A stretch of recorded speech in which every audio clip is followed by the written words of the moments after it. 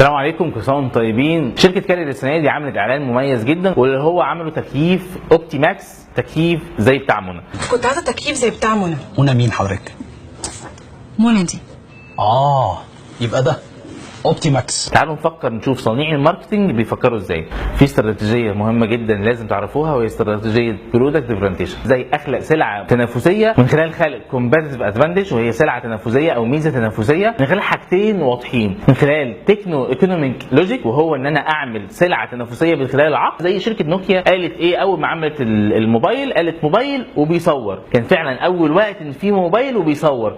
او مثلا شركه توشيبا تقول لك ضمان مدى الحياه. فدي سلعه تنافسيه اقتصاديه، اعرف اشتغل على ميزه عقليه فيها. انما مثلا على اعلان منى وهو بيلعب على قصه العاطفه. احنا قوي التكييف ده ولا ايه يا رامي؟ احنا قوي ابننا حنين علينا. انتوا قوي التكييف. ممكن اقول حاجه لو سمحت؟ طبعا.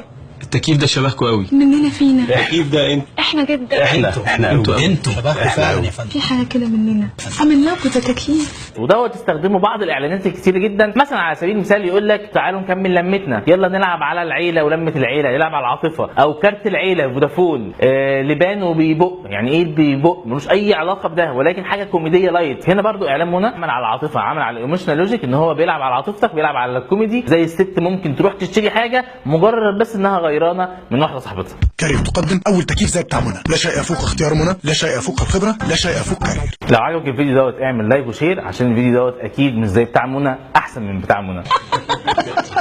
ودي حاجه ضحكت منى قوي. اشوفكم في فيديو جديد. السلام عليكم ورحمه الله.